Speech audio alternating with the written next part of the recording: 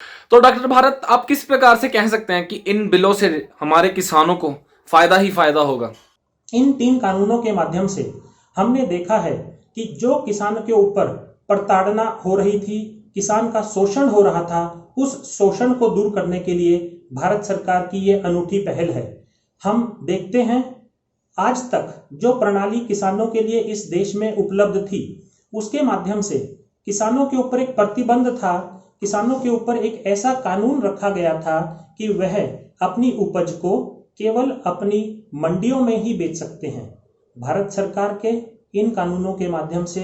जितनी राज्य की दीवारें थी, जितनी राज्य की सीमाएं थी, उसके अंदर ही रहकर मंडियों में किसान अपनी उपज को बेचता था। बट अब इस कानून के माध्यम से सरकार ने ऐसा प्रबंध किया है कि हम सब एक हैं। भारत के सारे किसान, भारत के सारे उपभोक्ता एक हैं। अगर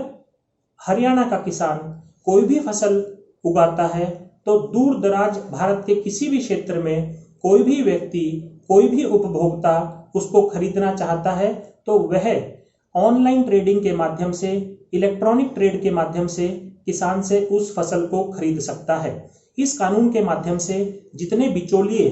अपनी कमीशन बीच में रखते थे, उन सब बिचौलियों को बाहर करके सरकार ने, जिस प्रकार से हम अमेज़न से, फ्लिपकार्ट से ऑनलाइन ट्रेडिंग करके लाभान्वित होते हैं, उस सारी फसल का लाभ, उस सारी मेहनत का,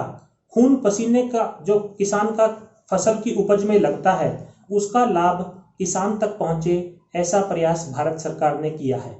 और एक बात मैं आपको यहाँ याद दिलाना चाहता हूँ, जब भी किसान मंडियों में अपनी फसल को बेचता है तो उसको कुछ ना कुछ टैक्स देना पड़ता है, कमीशन देनी पड़ती है। और इस नए कानून के माध्यम से किसान को किसी भी तरह का कोई टैक्स, किसी भी तरह की कोई कमीशन सरकार को देने की आवश्यकता नहीं है।